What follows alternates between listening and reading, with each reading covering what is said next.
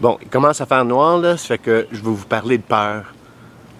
Parce qu'on n'en parle pas assez souvent de la peur. Bon, j'ai peur de ci, j'ai peur de ça, mais quand j'écoute un disque de Céline Dion, moi, il y a quelque chose qui fait un clic et je sens que mon âme va se faire écraser. Puis quand je pense à ça, je me dis pourquoi? Pourquoi j'ai peur? Et personne nous en parle de la peur et de qu'est-ce que ça va nous faire plus tard dans la vie.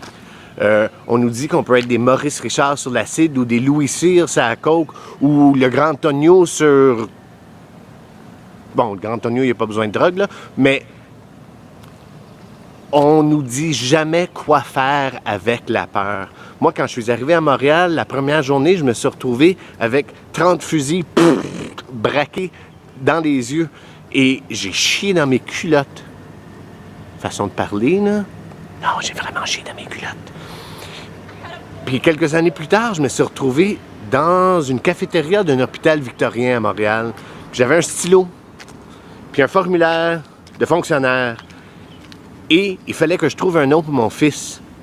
Puis là, toute la peur est revenue parce que je me suis dit, je suis qui, moi, là?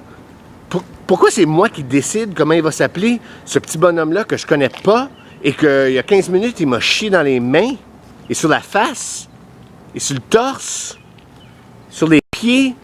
Il y en avait partout, là. C'était dégueulasse. Le méconium, évitez ça à tout prix. C'est ridicule. En tout cas, j'ai sorti de ça. J'ai eu d'autres enfants. Puis l'autre jour, j'étais avec un de mes fils. Je l'ai amené au bureau. Pour la journée, amenez vos fils au bureau. Puis c'était le fun, c'était amusant, on voyait comment les choses se passaient. Mais à chaque 15 minutes, je me penchais puis je lui disais « Je veux jamais que ça t'arrive, bonhomme. Je veux jamais que ça t'arrive, ça. » Puis la dernière chose que je veux faire, moi, c'est inculquer cette peur-là à mes enfants. Puis je pense qu'il a compris, il est assez vif, il est assez vite d'esprit. Il est vif d'esprit et il est vite.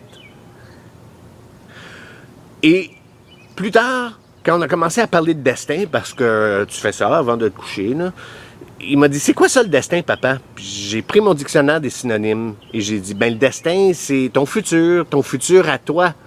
Et qu'est-ce que tu vas faire? » Et je pense qu'il a compris encore. Puis il s'est couché. Puis il n'y avait pas de larmes, puis il n'y avait pas de NyQuil, et il n'y avait pas de peur, justement. Puis moi, je suis rentré dans ma chambre, puis j'ai pris le dictionnaire des synonymes, puis j'avais le goût de regarder la peur. P-E-U-R. Mais je pouvais pas. J'avais la chienne.